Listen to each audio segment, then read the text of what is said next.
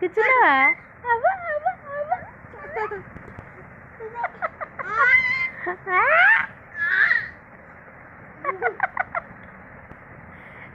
ఎట్లా కూర్చున్నావు నువ్వు?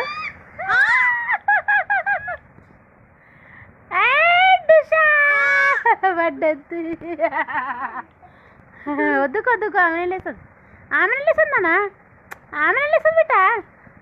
నాన్న లేస్తుంది. నువ్వు మళ్ళీ మనం పట్టుకుంటే ఏడుస్తుంది. ఇక అమ్మ నా మీద కూర్చోద్దురా నువ్వు.